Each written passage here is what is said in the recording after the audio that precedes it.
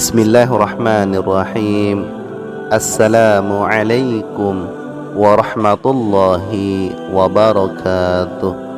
Pendengar yang budiman, bulan suci Ramadan adalah bulan yang penuh dengan kemuliaan, penuh dengan keberkahan, dan penuh dengan maghfirah. Seorang hamba yang tidak memanfaatkannya dengan baik, maka sungguh dia adalah muslim yang merugi. Allah Subhanahu wa ta'ala telah memberikan kita kesempatan untuk bertemu dengan bulan suci tersebut. Namun kesempatan yang diberikan tidak kemudian digunakan.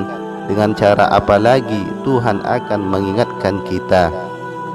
Betapa banyak saudara-saudara kita tahun lalu yang senantiasa meminta dan berdoa agar bisa dipertemukan dengan bulan suci kali ini. Namun takdir Allah, mereka tidak memiliki kesempatan seperti kita yang saat ini dipertemukan dengan bulan suci Ramadan. Oleh sebab itu, saya mengingatkan kepada diri saya sendiri dan pendengar sekalian untuk mari bersama-sama kita manfaatkan bulan suci Ramadan tahun ini dengan senantiasa memperbaiki kualitas ibadah kita, taubat kita, sedekah kita, dan amalan-amalan lainnya.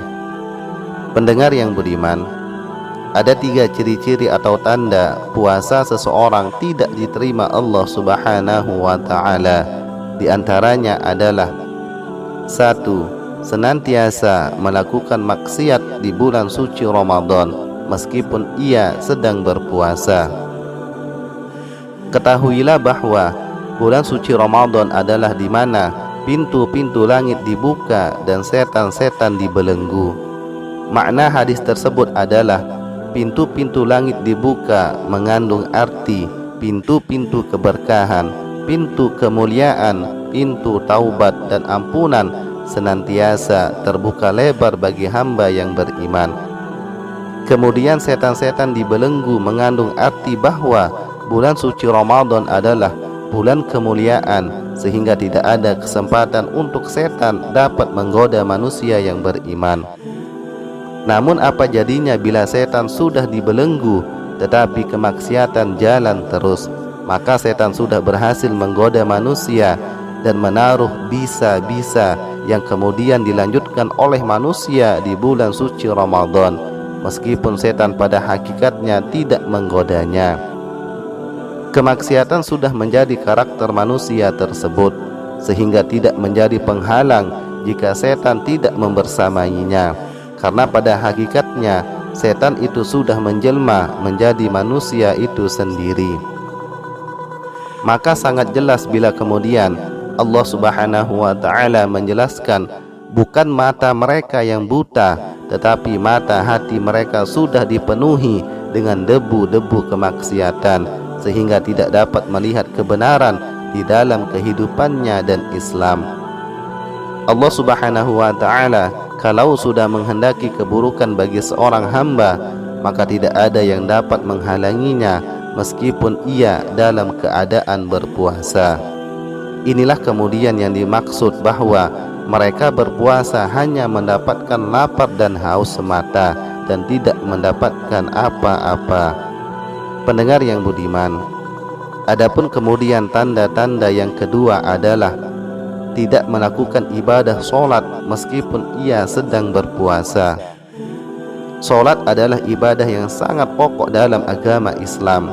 Saking pentingnya ibadah solat, sampai Rasulullah menjelaskan dalam sabdanya, perintahkanlah anak kalian untuk mengerjakan solat dan pukullah ia ketika berusia 10 tahun bila ia enggan melakukan perintah solat. Anak boleh dipukul kalau mereka enggan melakukan solat ketika berusia 10 tahun. Namun perlu diingat, pukulan yang dimaksud adalah bukan fisik, melainkan ketegasan dan kedisiplinan kepada anak. Anak dari kecil harus dibiasakan mengerjakan solat, karena ketika dewasa, solat adalah kewajiban mutlak bagi seorang muslim yang sudah memenuhi syarat. Kalau pada bulan suci Ramadan perintah solat tidak dikerjakan, maka ibadah yang lain akan pincang. Bukankah solat dalam praktik dan nilainya mengandung tatanha anil fahsya'i wal munkar, mencegah dari perbuatan keji dan mungkar. Jika seseorang berpuasa namun tidak mengerjakan ibadah solat, maka sungguh ia telah merusak agama itu sendiri. Rasulullah Shallallahu Alaihi Wasallam bersabda, solat adalah tiang agama. Barang siapa yang mendirikannya, maka dia telah menegakkan agama. Tetapi barang siapa yang meninggalkannya, berarti dia telah merobohkan Islam itu sendiri. Sangat lucu bila ia berpuasa tetapi tidak sholat. Semoga Allah Subhanahu wa ta'ala menjauhkan kita dari perasaan dan perilaku demikian. Pendengar yang budiman, adapun kemudian yang ketiga, tanda-tanda ibadah puasa seseorang tidak diterima, yakni tidak menjaga pandangan dari hal-hal yang diharamkan Allah Subhanahu wa ta'ala padahal ia sedang berpuasa. Islam sangat menganjurkan agar seseorang dapat menjaga pandangannya dari hal-hal yang diharamkan. Bukankah panah beracun iblis melalui pandangan? Iblis senantiasa membuat indah penglihatan seseorang terhadap yang diharamkan. Iblis tidak rela bila manusia menapaki jalan yang lurus yang diridhai Allah Subhanahu wa ta'ala. Mereka senantiasa mencari jalan agar manusia bisa dan dapat terjerumus ke dalam kemaksiatan kepada Allah Subhanahu wa ta'ala. Seorang muslim seharusnya di bulan suci Ramadan dapat dan senantiasa bisa menjaga pandangannya dari hal-hal yang diharamkan. Dan praktik ini semoga bisa diterapkan pada bulan-bulan setelah Ramadan, karena pada hakikatnya bukan di bulan Ramadan saja mereka harus menjaga pandangan dari kemaksiatan, tetapi pada bulan-bulan yang lain juga. Pendengar yang budiman, ketiga tanda-tanda di atas dapat menjadi bahan muhasabah diri sendiri. Apakah dan sudahkah kita melakukannya dan berusaha meninggalkannya? Semoga Allah Subhanahu wa ta'ala senantiasa membimbing kita di jalan yang lurus, jalan yang diridhoinya, dan jalan yang ditapaki oleh hambanya yang soleh.